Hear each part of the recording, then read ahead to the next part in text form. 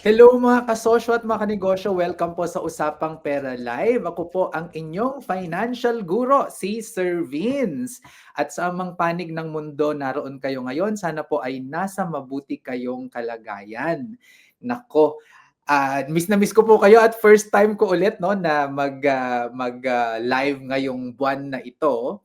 Pangalawa this year. Nako, marami na akong utang sa inyo at alam ko marami ang nag-aabang sa ating usapang pera. Pero bumubuelo lang po tayo kasi maraming ginagawa sa baba sa Mindanao sa ating mga branches doon sa ating microfinance. Pero babalik po tayo sa ating regular programming, huwag kayong mag-alala. Siguro pagkatapos ng eleksyon. Pero hindi po kasi natin matanggihan itong yung mga request na tayo po ay mag-interview ng mga karapat-dapat na mailuklok sa mga posisyon ngayong darating na eleksyon. At syempre alam niyo po ang mga pinipili natin ay ang mga progresibong mga tumatakbo at sigurado tayo na dadalhin nila ang advokasya natin, dadalhin nila ang ating mga concerns and issues at magbibigay ng solusyon kapag sila ay naluklok na. Kaya ngayong gabing ito ay pinagpala tayo at dahil nakapag-invite tayo ng isa sa mga tatakbo ngayong eleksyon. At sa gitna ng ingay ng eleksyon ngayon, ay sana magkaroon tayo ng pag-asa sa makakapanayam natin ngayong gabi. Kasi siya po ay tumatakbo bilang isang senador.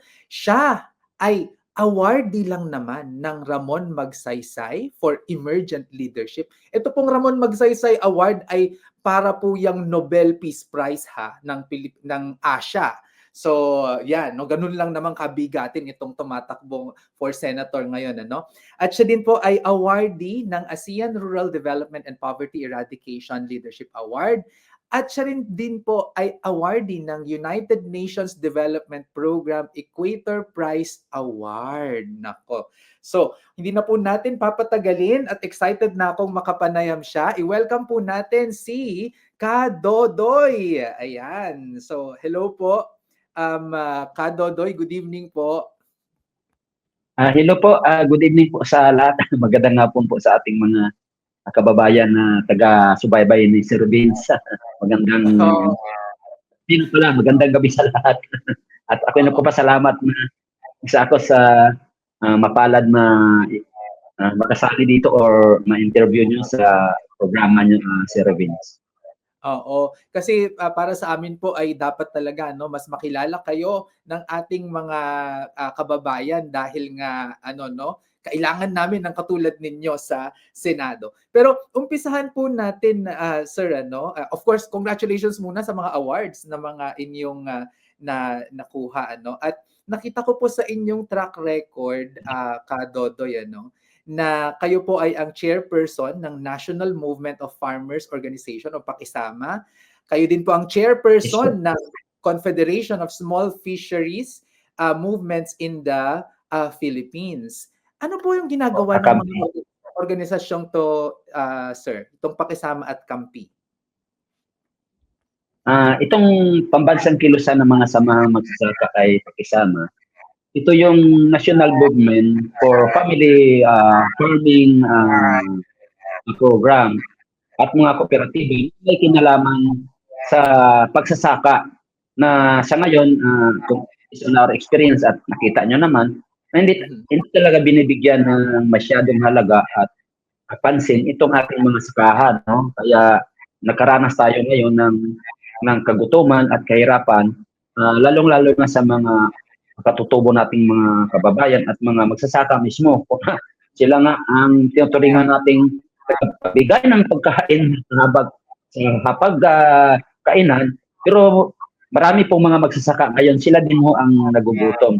Kaya ang programa ng Pakisab ay talagang makapagbigay ng mga technical ng serbisyo at pagpapalaganap kung anong mga programa na naisabatas na nasa ating gobyerno at minamadugan ito na dapat tulungan yung ating magsasaka at in general nag-advocates po ang Pakisama na pangsakahan programa nakatulong ang gobyerno lalong-lalo na sa small farmers holders, no? Yan ang pakisama. At ang pangisdaan naman itong Federation of Small Scale Fisher Folk Federation or the Kakampi, kapisanan ng mga kilusan artisano mangingisda sa Pilipinas, ito yung nag-advocate pangangalaga ng ating mga maliliit na mangingisda at katubigan na within the 15 kilometers, kasama doon ang pagbigay sa kanila ng protection, social protection, at siyempre food security at sustainable pangkabuhayan para sa aming mga maliliit na mangingisda at sa susunod pang mga henerasyon. Yan po ang ating pinamumunuan ngayon sa buong Pilipinas, sa sakahan at sa pangisdaan ng survey.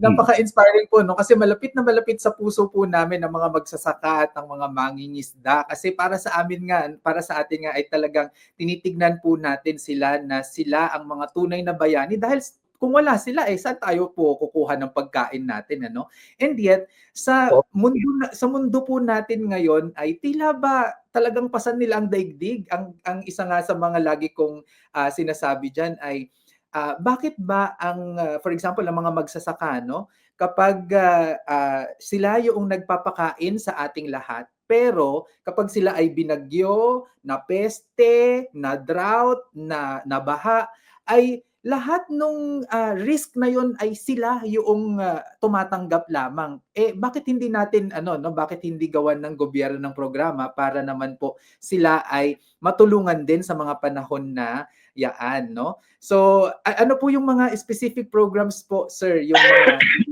isusulong natin kapag tayo ay naging senador na para matulungan ang mga magsasaka at mga mangingisda?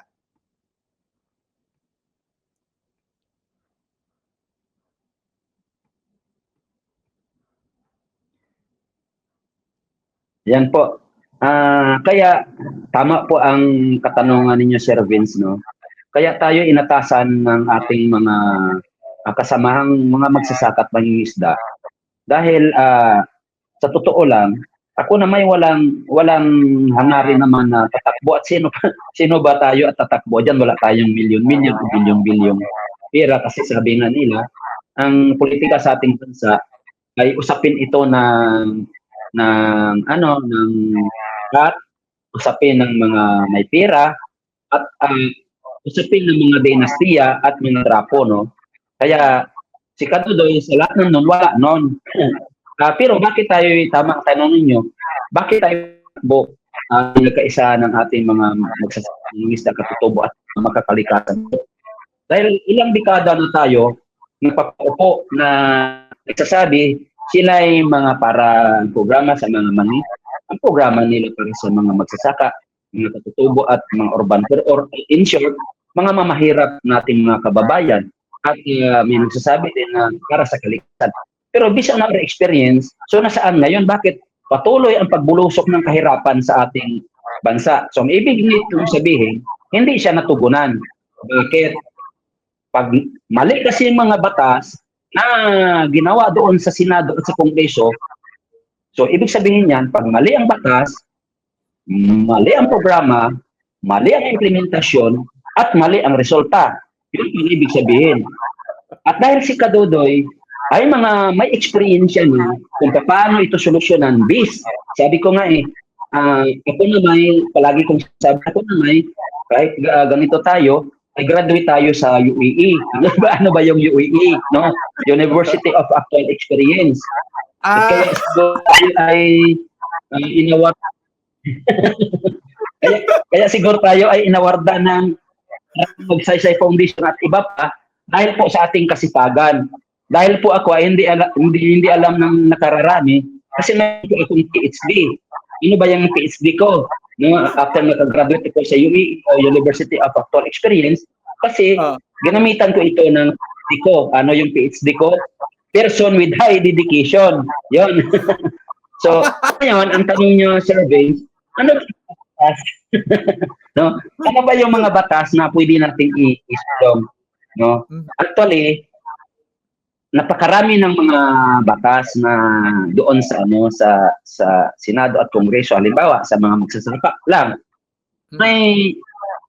Ito ngayon kasi palagi nating pinanawagan na dapat sumabay na tayo sa globalization or sabay na tayo sa tinatawag na global competitiveness, no, ng ating mga magsasaka tulad ng ibang bansa ng mga kapitbahay natin at yung ating mga mangingisda. At may batas na ito. Anong batas? Ano ang batas na ito? Ang batas na ito ay Republic Act 8435. Anong batas na itong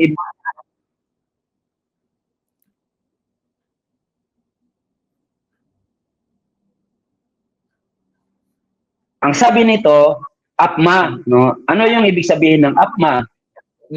Agricultural and Fisheries Modernization Act. Okay. Nandun na yun. So ngayon, ang sabi ng batas niyon, dapat bigyan ng mga kabago at punduhan yon. Pero ang ngayon, hindi na isagawa kasi wala nang tumututok doon. Ay nakalimutan na yung batas na yan. Isa yan sa gagawin natin. I-refill natin, i-review at dagdagan ng batas na yan. Para siguruhin natin na atingnan talaga ang mga magsakak ng isda. Oo. So, Kadodoy, ang isa kasi sa nakita namin, no, na talaga kapag pinag-uusapan ng mga magsasaka ay ang pag-adapt nila sa climate crisis na meron tayo ngayon, ano? At isa sa mga isinusulong namin na solusyon na matagal na rin naming sinasabi sa gobyerno kapag kami po ay nakipagtrabaho sa kanila ay mabigyan sana talaga ng automatic at hindi padrino system na emergency insurance, no, yung climate insurance para sa mga magsasaka natin kasi tayo, number 1 tayo sa World Disaster Index, so alam na natin yon, pero bakit ba parang tuwing may bagyo, may flood ay ikinagugulat pa rin natin na may nangyayari yan. So ano po, meron po ba tayong programa para sa mga insurance ng mga magsasaka?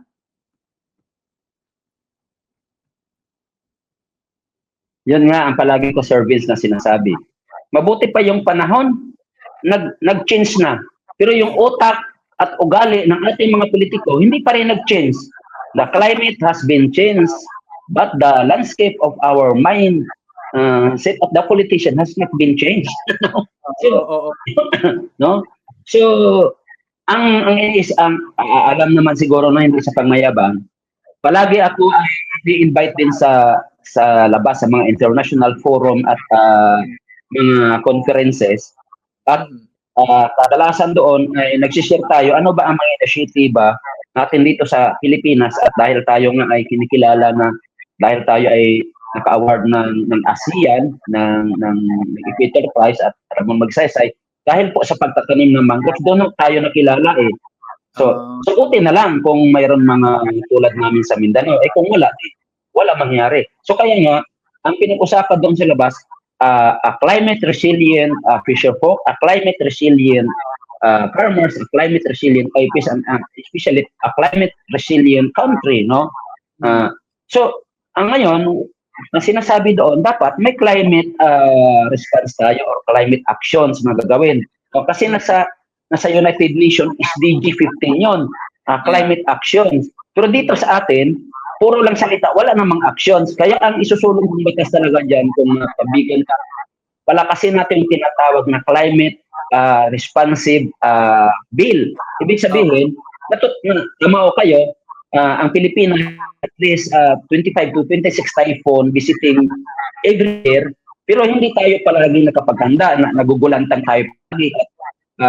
Lumalabas lang ang assistance tuwing may mga calamity. Ang tawag doon namin ay Kalamatay Fund, Calamity Fund. Ano? So dapat mayroon ng budget dyan na alam natin. Kaya nga, tuwing may darating na bagyo, mahirap paalisin at ipa-evacuate yung mga tao dahil wala nga silang pamasahe, walang baon na pagkain. So dapat may tinatawag tayo na Climate Emergency Fund para sa mga tatamaan 2 days or 3 days before para makalisa na sa lugar na tatamaan yung ating mga vulnerable sector, lalong-lalo na sa mga mangingisda. Kaya hindi yan ganun kadali kasi aalisin kami dito sa lugar namin. Saan kami pupunta? Wala kami pamasahe, wala kami pagkain. Doon sila magsisiksikan sa evacuation center. At alam nyo, kahit sino ayaw doon sa evacuation center, pero kung may kapasidad sila na may tugon ng gobyerno na pira, pwede nila muna doon sa kanilang kamag-anak na hindi tatamaan ng bagyo kasi may pamasahe sila, may baon silang pira. Yun po ang Climate Emergency Response Bill. Okay. Maganda po 'yan 'no, kasi talagang konkreto yung makikita natin na solusyon for that. Pero dito po sa ano, nabanggit niyo 'no, nakilala kayo sa mangrove. Ilang ektarya po ba ng Sorry, mangrove? putulin ko yung video ko pare kasi parang naputol-putol. Ayan, sige. Oo. So, yung pong sa ano natin, Kadodoy, ano po yung ilang ektarya na po yung na ano natin na tanim na mangrove?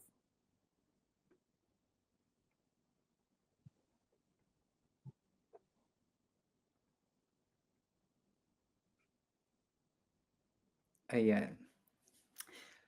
Sige, antayin natin si Dodoy at mukhang meron silang technical difficulty. Ayan. So, ayan ano, so si Dodoy habang inaantay natin siya, siya din po. Yes sir, sorry, medyo naputol-putol yung gitna. Ano ang tanong niyo sir? Yung tanong po natin ay ilang ektarya na po ba ng mangrove forest ang ating naitanim? Hello? Sorry sir, medyo naputol. Oo. Narinig niyo po ako ngayon? Hello sir. Ayan, nakamukhang nawala, hindi tayo marinig Hello ni... sir, medyo naputol sir, naputol kayo. Oo. Narinig niyo na po ba ako ngayon or hindi pa rin?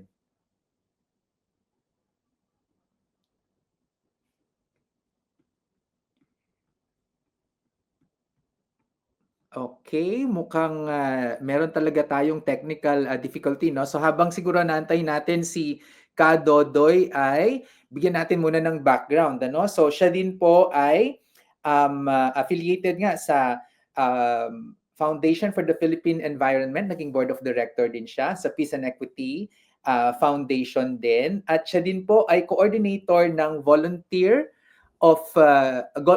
Sea Patrol, so ang bantay dagat, at saka ito din pong sa ano no, sa atin ito coalition. Ayan. Nabanggit kaaliw kasi nabanggit sa ni Kadodoy kanina na siya ay ano nga yung sabi niya kanina? PhD ano with person with high dignity at saka University of Experience ba 'yon? Ano Diploma in Education ba yung binanggit niya kanina?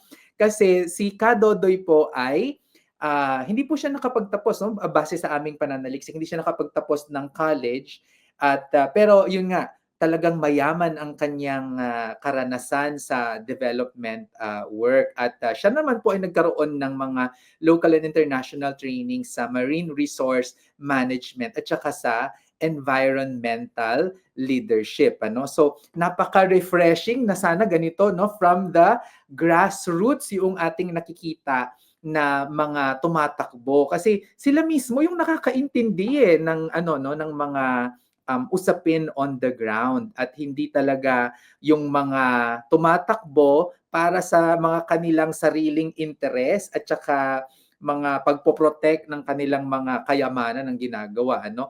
At kitang-kita naman sa ano no sa panayam natin yung sincerity ni Kadodoy. Ayan, nakabalik na yata si Kadodoy. Try natin ulit siya. Ayan, hello po, sir. Welcome back. Sorry po. Humina ang signal.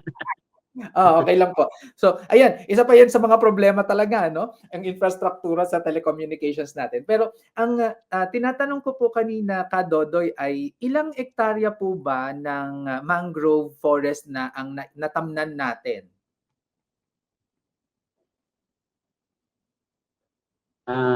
Ayun pala kanina ang tanong niya sir. Oo. Sa ngayon ay sa aming lamang bayan sa Kabasalan ay nakapagtanim na kami ng more or less 500 hectares of mangroves. Then since Wow! mayroon kaming federation, so then mayroon din kaming, kung nakilala niyo yung association ko, yung KGMC, ay yun lang ang nagtanim ng 500 hectares of mangrove, yung isang barangay na association. Pero since meron kaming federation, coalition of the Municipal Fisherfolk Association sa Zamboanga, Sibugay, federation has 52 primary associations, both Christian, Muslim, and IPs. Sa ngayon ay nakapagtanim kami at nangangalag ng 7,000 hectares of mangroves in whole Zamboanga, Sibugay province. Yan po.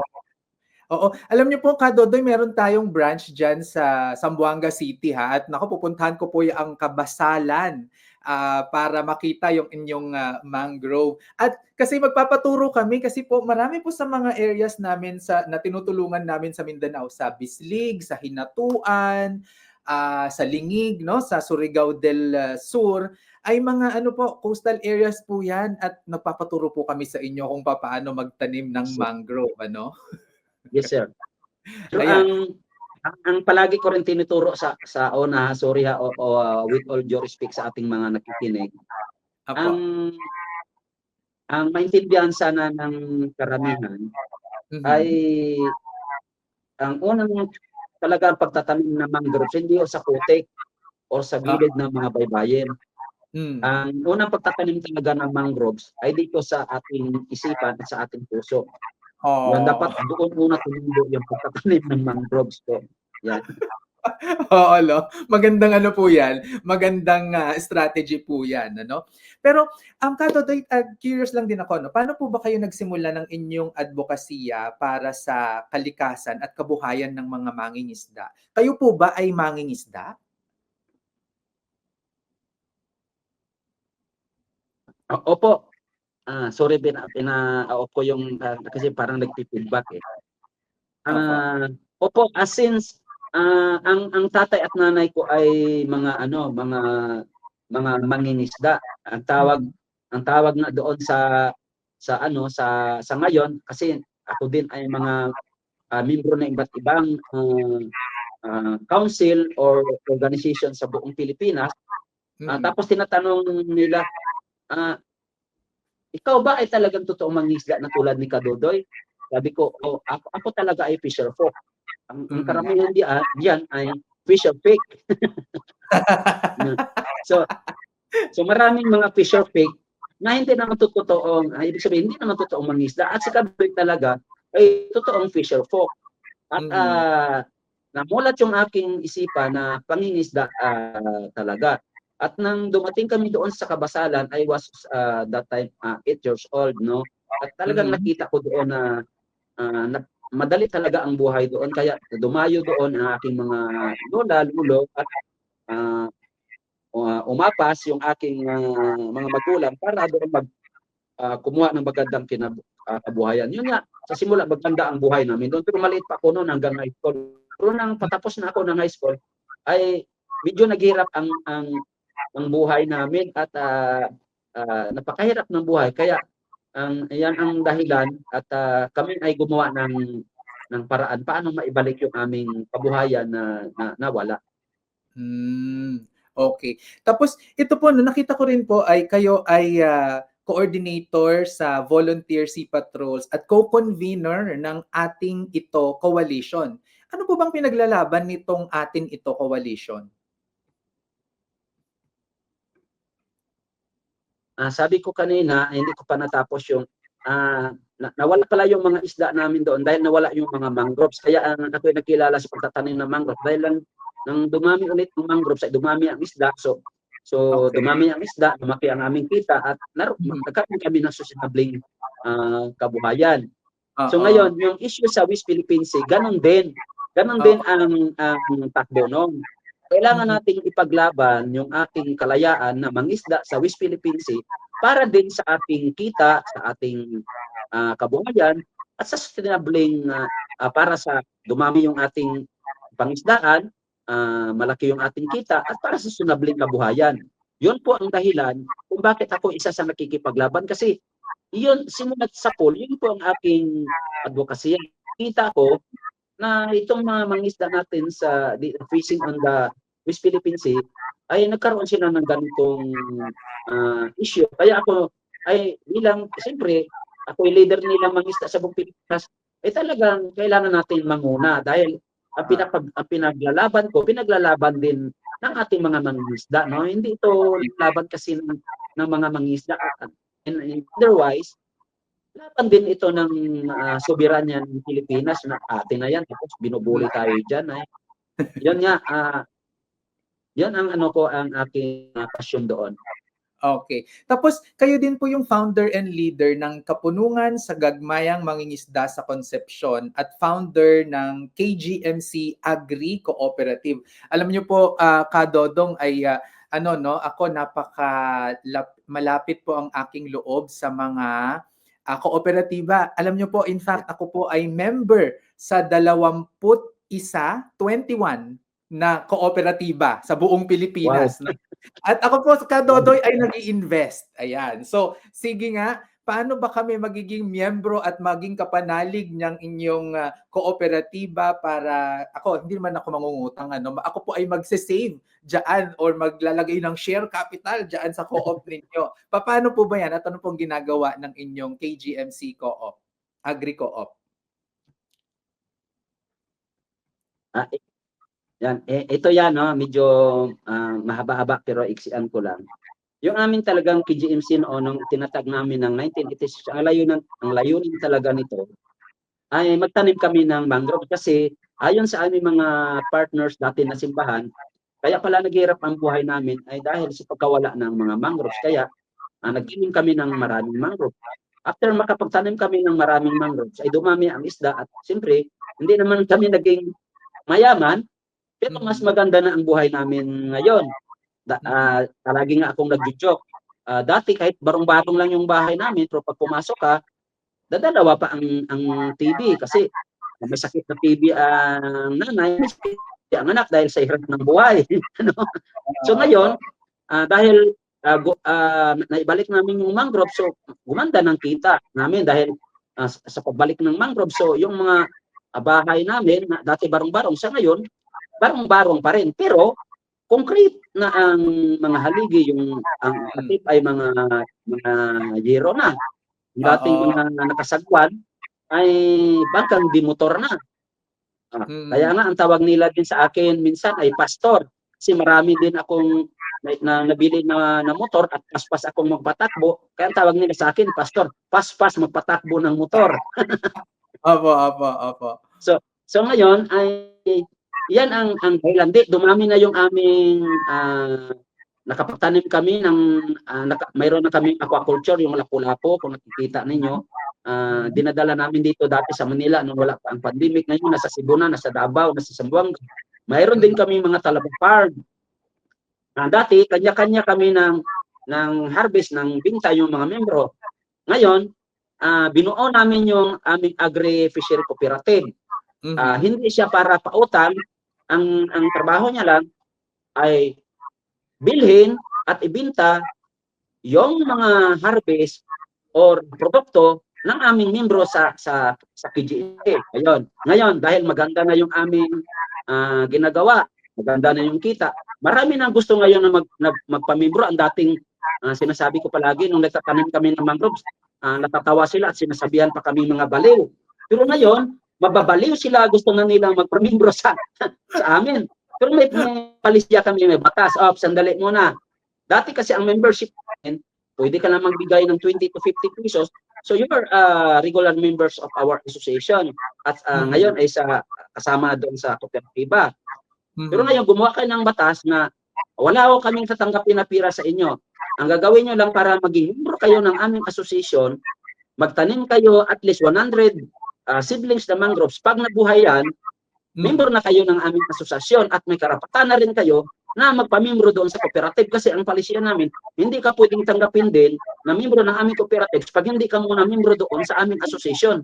Kaya yon. Tapos, yes, at tapos annual, every January to March, may renewal kami. Pagtatanim din ng mangroves, 100 pieces pa rin para sa taong ito, i-renew yung membership mo. So pagtatanim pa rin ng mangroves. Kaya lumawak yung mangroves namin. Kahit wala kaming ginagastos kasi ang mga tao na ang lumalapit kasi magpamembro tayo dyan para makapagtanim tayo ng talaba, makabili tayo ng mga lapu-lapu, mabigyan tayo ng konting puhunan ng market. Kasi hindi na nila problema ang market. Ang problema nila ngayon, saan nila kukunin yung mga isda at mga ang pagtatanim at pag-harvest na lang. Hindi na nila problema ang market kasi nandoon na yung aming cooperative. Ayun nga, ang talaba namin ay araw-araw 500 to 1,000 kilogram sa Cebu pa lang yan. So yun ang yung aming mga estratehiya. Oo. Naku, ngayon naiintindihan ko na po ano kung bakit kayo po ay Ramon Magsaysay awardee kasi napaka-innovative ng inyong ano no gawain. At sige, alam nyo, parang I will Yes take po. on that challenge. Magtatanim ako ng 100 mangroves.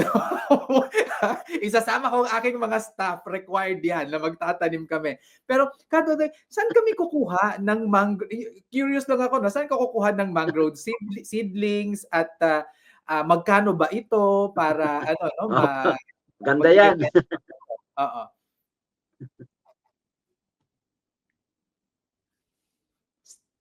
Saan po kukuha ng seedlings, Kadodoy, usually? Ayan, okay. Naku, nawala na naman si Kadodoy, no? Mukhang meron talagang pero anyway, si Kadodoy po Ayun. ay ano, Yun yes, din ang mabuti nabanggit ninyo napaka-seryoso talaga ng gagawin ninyo sa tanong pa lang alam mo na gaano kayo kasi kaseryoso eh.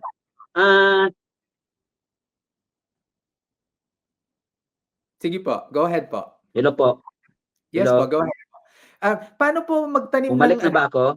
Opo, naririnig namin kayo. Hello po. Hello, Sir Vince.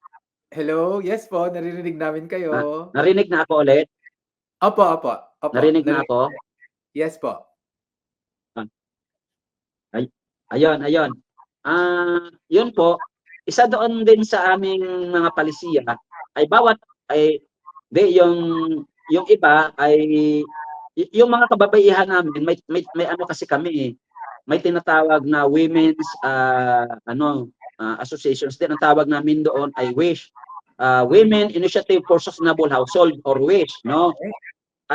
At mayroon din kaming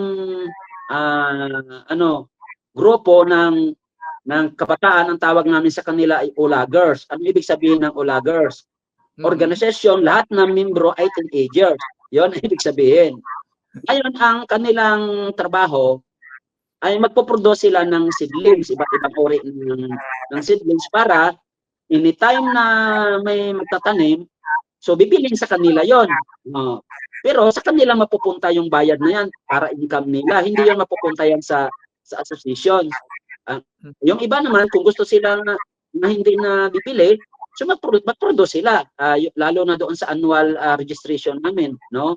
Pero so yun ang nagiging strategiya namin at base sa uri ng mangroves, doon din magbabase ang presyo. Ang pinakamahirap na itanim at buhayin ay yung Sunaracia alba o pagatpat, at ang sunod ay Miyapi o yung Abyssinia alba, at ang kasunod ay yung Rhizopora species or bakawan. So nagre-range yan mula 7 pesos hanggang 12 pesos. Yun po. Ay, murang-mura naman pala. 7 pesos hanggang 12 pesos lang. So, times 100. 12 pesos, 7 to 12 pesos lang po. Oo. So, 700 to 1,200 pesos makakapagtanim na ako ng 100. So, ang Yes po. lakas ang kailangan at saka commitment pero nako, bago ako mag-swimming sa dagat at Kadodoy ay magtatanim muna ako niyan, yun. Bibisitahin ko kayo doon sa Kabasalan para magpaturo mismo. Paano ba magtanim ng mangrove? Correct. Sa ngayon nga po ang mga DNR at ang BIFAR sa mga project nila mangroves, dito na bumibili sa amin kasi mas maganda yung aming production kaysa doon sa mga baguhan pa lang. At magkaroon ng kabuhayan yung ating mga women's at mga youths. Sige po, magpapadala po ako ng truck dyan at hahakot tayo ng maraming seedlings. Salamat. Ayun. Nako, Salamat. meron po akong ako po ay bahagi ng LGBTQIA community, no? Ako po ay bakla. 'Yun po ang aking gustong sabihin.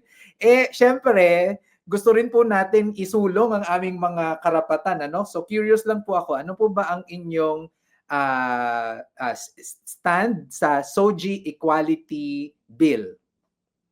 Susuportahan niyo po ba 'yan pag kayo yes ay po ako doon. Yes, tuwing may katanungan doon, suportahan natin yung SOGI bill yan kasi ang akin talaga pinaka-main vision doon, karapatan ng bawat isa na lumigaya at karapatan nila na dapat irespeto ano yung kalagayan at ano yung kanilang nararamdaman. Hindi o dapat dine-deprive ang kanilang karapatan at ano yung pagkatao nila, no? Ay dahil tao rin sila na kailangan ng ating respeto at kailangan ng ating pag ano sa kanila, pagtangkilik, yung ibig sabihin na nirerespeto po ang kanilang naramdaman, kalagayan at ano man sila dahil tao po sila. Ang tawag doon ay human rights eh. Kaya ako 100% ano ako doon kasi may anak din akong LGBT eh, kaya sinasabi ko, okay lang na, ilabas mo na yan, walang problema. On the brighter side po, no, ilan po ba ang anak ninyo? Ako po yung walang anak, ang asawa ko po 10 ang anak. Oo nga naman, hindi kayo nanganak, ano?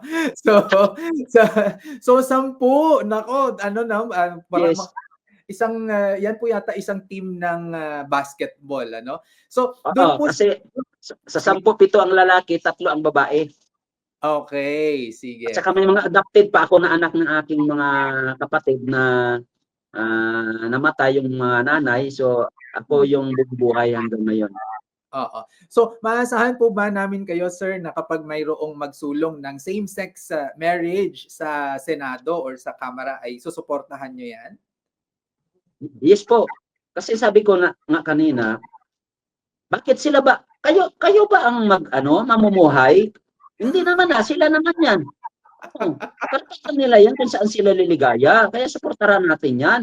Bakit? Bakit kayo umaayaw dyan? Bakit kayo ba ang pinipirwisyo kung magsama ang mga yan? Humingi ba yan sa inyo ng pagkain? Humingi ba yan sa inyo ng suporta? Hindi naman. Malaki nga ang ambag nila sa ating pamahalaan. Sila nga yung mga innovative at pinaka-energetic at magandang mga ginagawa na sa ating pamahalaan. Although, normal yan, marami namang pasaway, pero kahit sino, kahit lalaki o babae, may mga pasaway naman eh. At sa akin Totoo. dyan, talagang karapatan ninyo yan na lumigaya sa anumang paraan ang gusto ninyo. Oo. Tapos kami din po Kadodoy ay galit na galit sa mga political dynasty. So ano po yung gagawin ninyo para matigil ang political dynasty sa Pilipinas? Ayan po, sinasabi naman sa ating, salamat sa tanong. Yun po, kaya nga ako ay kasama ng mga progressive candidates natin, palagi namin pananawagan, kung sawa na kayo sa mga political dynasty dahil ayon sa ating ulat ay nasa 58% na ang mga mahirap na kababayan natin ay nandoon sa mga lugar na or mga rehiyon na mayroong dynastiya. Kaya si Kadudoy isa sa nagsusulong na dapat ay ang ano kasi natin advokasya na labanan ang gutom at kahirapan at nasaan ang mga maraming mahihirap. Nandun sa mga dinastiyang mga lugar. Kaya pag tayo pinalad, isa susulong natin kasi nasa natin yan, nasa ating saligang batas na gagawa na siguruhin na walang dinastiya. Kaya isusulong talaga natin yan na ng dinastiya, may batas na wag nang payagan na may dinastiya, no? At isulong natin yung batas na magpapahinto sa dynasty system sa ating bansa. Kasi sila yung isa ng marami naghihirap ngayon. Yan, oo nga, no? At marami rin pong nagsasabi, Dodoy, na tumatakbo kayo bilang senador ngayon, pero ano daw po ba meron daw po kayong kakulangan sa experience sa politika. Ano pong masasabi nyo dyan? Ayun po din po ang sinasabi ko naman sa kanila. Kaya nga sabi ko sa kanila, sabi ko, graduate ako sa UAE, no, University of Capital Experience. At simula pa nung ako ay naging leader ng mga mangingisda, ako ay membro ng iba't ibang national confederation, national council, na ang ginagawa nito ay nagda-draft at nagsusulong ng mga batas na pang-nasyonal. Ang gawain ito ay para kami ding kongresista at senador at mataas ng experience natin diyan sa katotohanan niyan. Kung i-search nyo yung NAPSI, National Anti-Poverty Commission, membro ako diyan. At alam nyo ba ang ginagawa nitong National Anti-Poverty Commission? Kami yung nagda-draft sa mga resolution kung ano mga batas ang gagawin natin para isulong doon sa Senado at Kongreso para magkaroon ng magandang programa at magandang batas para sa ating bansa, lalong-lalo na sa mga mahirap nating kababayan. Miyembro ako doon. At balibad na sinabi nyo kanina, sir, sa sa Peace and Equity Foundation, no, or PEF, ay board member din ako. At ang ginagawa din ng Peace and Equity Foundation, kami yung mga board, ay nagsusulong din kami ng mga national laws para talaga to eradicate the poverty in our country. So mga batas yan, no? Alam namin ang mga kakulangan sa mga batas na yan na dapat pupunan natin. Kaya lang, dahil hindi pinapansin doon sa Senado at Congress, hindi pinakapansin doon sa mga gustong mangyari ng mga senador dahil kontra po ito sa kanilang personal na layunin. At ako rin, ay board member ng Foundation for the Philippine Environment.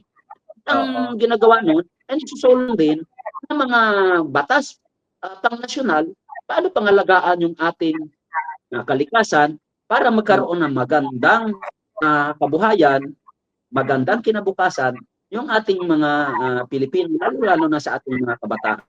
Kung sa experience lang po, ay kung compare nyo ako doon sa kahit sinong tumatakbo diyang senador, ay hindi ko naman sinasabi na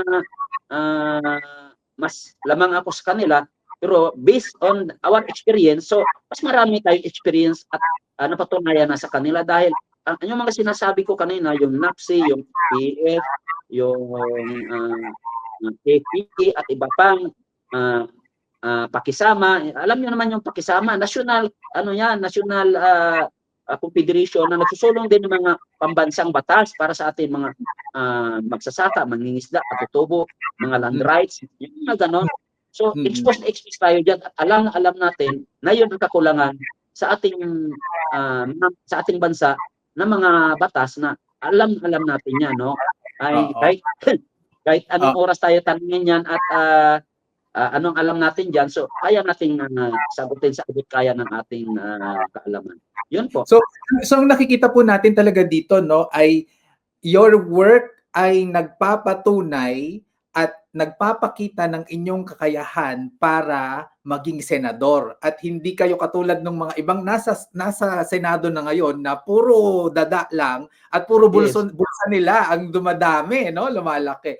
Ayun. Pero ang simpleng tanong, sir, ay bakit daw po Senado agad? Bakit naman hindi muna mayor o kaya congressman o kaya mayor, governor, ganyan po? Kaya tama, kaya ngayon ko sa aking mga kasamahan, bakit mo pinapatakbuhin dito? Nako, parang pinukpo ko yung bato ang ulo ko. Hindi ko nga naisipan nung kahit barangay kapitan sa amin, hindi ko nga inisipan mag-mayor sa amin kahit barangay tanod eh. Ngayon, bigla nyo ako isusulong dito sa senador. Kasi sabi nila, Kadudoy, marami ng mga magsasaka at mangingisda doon sa Kongreso. Ngayon, kailangan namin ang totoong mambabatas na galing talaga sa mga marginalized sector tulad ng mangingisda, ng magsasaka, yung marunong talaga magtanaw ng mga batas para makatulong ng marginalized sector. Doon sa Senado, wala tayo doon. Kaya panahon na magkaroon tayo ng totoong mambabatas doon sa Senado para ang mga batas na gagawin nila tagatingin na tatama ba yan sa atin, lalong-lalo na sa mga mahirap na sektor, mangingisda, magsasaka, katutubo at magkakalikasan. Kasi kung wala ka doon, so walang titingin doon kung yung batas na gagawin ay pasakit ba yan sa atin or makatulong. Yun po ang dahilan. Ako rin nabigla bakit senador yung pinasa nila. Ako naman katuringan nilang leader ay hindi naman ako umatras sa hamon kasi ganito yan. Baka sabihin ng mga membro ko, duwag ka pala nag-leader ka namin tapos hindi ka lumalaban sa gusto namin gawin. So walang kwintang leader ka. Yan po ang ayaw ko. Sa usapin naman po ka, Dodoy, no, ng AKAP at tupad, ganyan, no? Yung mga ginagawang padrino politics ngayon sa mga yan. Ano pong gagawin nyo dyan sa AKAP at tupad na yan? Nako.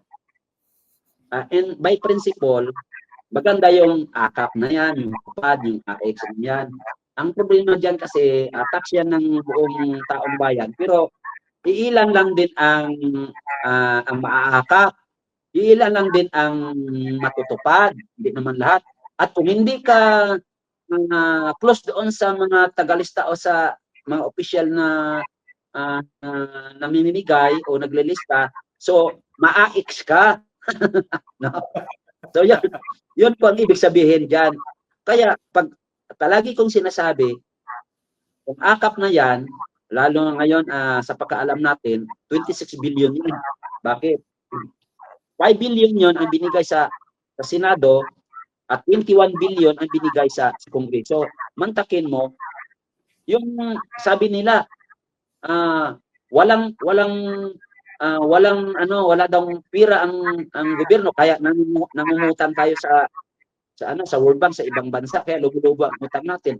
Ngayon, marami palang pira, binibigay lang sa mga walang kabuluhan na suporta na pinupuntika lang nila, no? Kung yung 26 billion na yan, kung pinunduhan yan yung programa ng mga magsasaka at mangingisda, di sana maganda na ang produksyon at maganda na yung mga facilities ng ating mga magsasakang kooperatiba at asosasyon sa Pilipinas at mabawasan na yung ating relying on the importation, no, sa ating mga kumbaga sa food security. Yun ang sabi, buti pa kami security pero kami nagsisecure ng food, wala kami security, no? So yun ang gagawin natin. Kung nandun pa rin yan, akap at tupad, isabatas natin na yung akap at tupad na yan, gawin natin, i-mainstream natin doon sa programa ng mga magsasaka at ng mga kooperatiba at mga asosasyon na nagpupurtos ng trabaho, pagkain at kabuhayan. Hindi yun nabibigay sa individual na hindi naman after 3 to 5 days, bigay mo yung 5,000, wala na nga. So hindi siya naka-self-sustaining.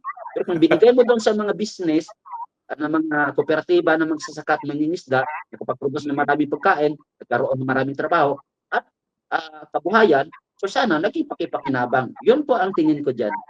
Okay, sige po. Tapos, so Kadodoy, naku talagang ang boto ko po ay sa inyo na, no? Isa po kayo sa mga iboboto ko talaga, no? At gusto ko lang pong ipakita ito ha. Ito po ang head office namin sa Agusan del Sur sa Rosario po, ano? So, yan po yung nasa kanan, kaliwa, yan po yung office namin. At syempre ito yung mga ini-endorso namin na mga na mga tumatakbo ngayon at syempre po ayan kasama po kayo diyan, no, na Salamat. endorse po Wow, na. salamat ha. So, yun po. Ang tanong ko po siguro Kadodoy ay Salamat.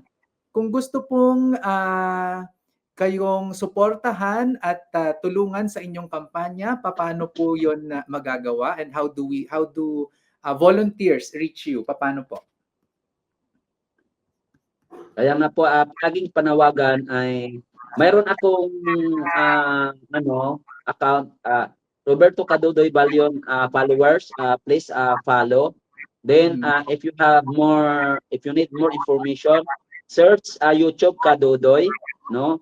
At dahil si Kadodoy nga sabi natin ay wala po tayong makinarya tulad ng mga dinastiya at mga trapo, mga artista, no? At mayayaman. So ang pag-asa talaga natin ay tulong sa magitan ng mga ibang platform. Halimbawa, makita nyo po ang aking mga ads or mga campaign ads or campaign materials sa Facebook or sa YouTube or sa iba pang platform.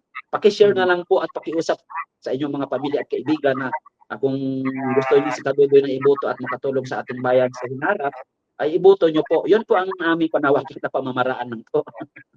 Oo. Saan kayo po ba ay tumatakbo under a political party or independent po?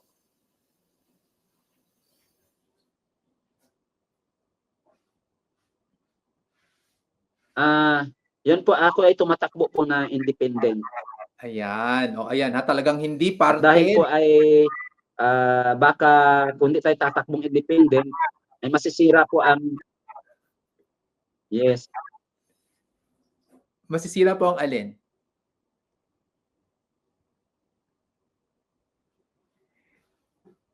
Okay, sige. So, Sabi nga nila, magdepende tayo kasi pag nailagay tayo doon sa mga partido na may mga issue, baka masisira ang pangalan daw at pinaglalaban ni Kadudoy dahil halimbawa kung malagay tayo sa mga may trapong kasama, mga dinastiyang kasama. So masisira po ang ating advokasya. pero paano po Matalo yan? manalo man, at least straight pa rin tayo at nagiging totoo po tayo sa ating layunin. Oo. Paano po yan, Kadodoy, kapag kayo ay nasa Senado na, mukhang si Senator Risa ay isa lang sa mga makakasama ninyo, no? Mga katulad nyo na hindi trapo. Paano po kayo makikipagtrabaho sa mga politiko na mga traditional politicians po?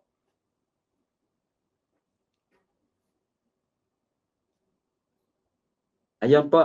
Yan din po ang issue at inaalala ng ating mga kasama. Tayo naman din ay siyempre matagal tayo sa organizing, matagal tayo sa mga usaping pangmababatas at mga programa. Ganito 'yon. Pag tayo ay nung nakaraang 2022 election, yung mga kababayan nating mahihirap nasa ano yan sa class, 'di ba? May classes tayo ng mga mamamayan natin, class A, class B, 'yon ang mga mayayaman. Yung class A, 'yon ang mga nasa middle class, no? Tapos class B, class A, yon ay hanggang class F. Yon sila yung mga tinatawag natin mga marginalized people or sector. Yon mga magsasaka at mangingisda, mga urban poor, mga nasa mining sector, nasa uh, transport sector. Total noon ay nasa 36 million. Okay. So ngayon, si Kadudoy na tumatakbo at walang kaanib doon sa Senado, ako'y pala rin at mananalo. Sa tingin, sabi ko sa kanila, pag si Kadudoy ay pala rin mananalo, ito, hindi ho ako ang lalapit sa kanila. Sila po ang lalapit sa akin dahil 36 million ang kakampi ko at kung ito'y napanalo si Kadudoy na wala hong pira, ay matakot na sila. Pag hindi nila suportaran at lapitan si Kadudoy, itong 36 million na ito rin ang pwedeng hindi na susunod, ipatalo sila. Yun po ang ibig kong sabihin. Magkaroon po tayo ng pressure sa kanila. Uy, dapat sumunod tayo dito kay Kadudoy kasi tayo gumastos ng milyon-milyon. Muntik pa tayo hindi manalo. Si Kadudoy walang gastos, nanalo. So, yun ang ibig kong sabihin. No, yun lang ang gusto ko parinig ko. Magkakaisa talaga itong 36 million o kahit kalahati lang nasa 18 million. May pressure tayo kaya hindi tayo takot na tayo lang mag-isa kasama si Senator Risa Hontiveros kasi magkakaroon tayo ng pressure at magkakaroon tayo ng ano sa kanila ng kumbaga center of attraction kasi mahirap na senador tapos nanalo. Hindi dapat mag-isip na sila. Oo. So, sige po, Kadodoy, no? Ano po ang inyong mga panghuling mensahe para sa mga manonood at saka mga nakikinig sa atin? Bakit po namin kayo iboboto sa Senado?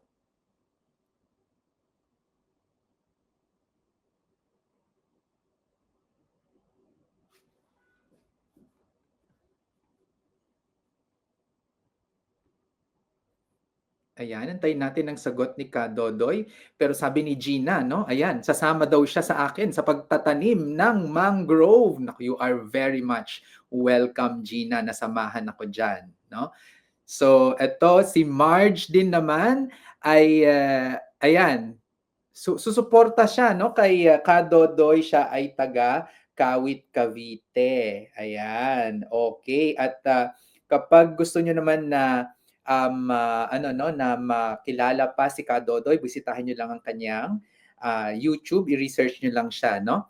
Okay, mukhang nagkakaproblema po talaga si Kadodoy sa ating connection at isa yan talaga siguro dapat din ano ang kailangan na isulong na baguhin at i-improve sa ating services. Ayan, nandito na ulit si Kadodoy. Kadodoy, ito Sorry na po. na walang signal. Opo. Ano po yung inyong last words o panghuling mensahe para sa ating mga manonood at bakit po nila kayo iboboto bilang senador?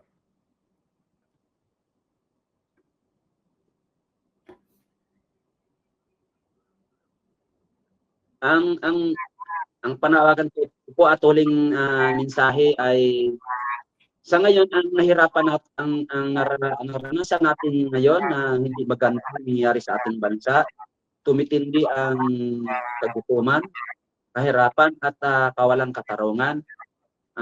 Na-experience na natin na yung ating mga binuboto, wala namang nagagawa dito at pabalik-balik yung ating problema. So ngayon, sa darating na eleksyon, kung hindi tayo mamili ng mga bago at ganun pa rin yung ating iboboto, sa tingin ba natin mababago ang kalagayan at ano ngayon ang ating nararanasan na kahirapan at kaguluhan sa ating bansa? Kaya ang panawagan ko, kung gusto ninyo magbago ang kalagayan ng ating bansa o anong naranasan natin ngayon, so piliin nyo, itry ninyo ang mga bago, no? Kahit hindi nyo na isama si Kadodoy, basta at least mga bago dahil sa tingin ko mahirap naman akong manalo, pero baka nga kung maisama nyo ako at sa tingin nyo makatulong ako sa pagbabago ng ating bansa, so sana isama nyo na lang ako. Ang aking numero po ay sa Senado numero 8. Yun po. And fish be with you.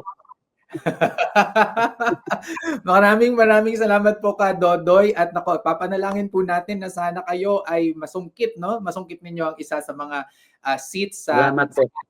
dahil kailangan po namin ang tulad ninyo sa ating gobyerno. So maraming salamat po, and asahan niyo po ang aming suporta. Salamat po Sir Vince. At sa lahat na nakikinig at manonood ninyo. God bless you po. And again, fish be with you. Fish be with you also po. Ayan. So nakita po natin ang ating panayam sa ating nakakapagbigay pag-asa, at nako, 'di ba? Totoong-totoo yung kanyang mga sinasabi, at yung kanyang ginagawa ay speaks louder than doon sa mga words na sinasabi ng mga politiko natin ngayon. Okay? Ako po si Sir Vince, ang inyong financial guro, nagsasabing ang pagyaman na pag-aaralan at napagtutulungan.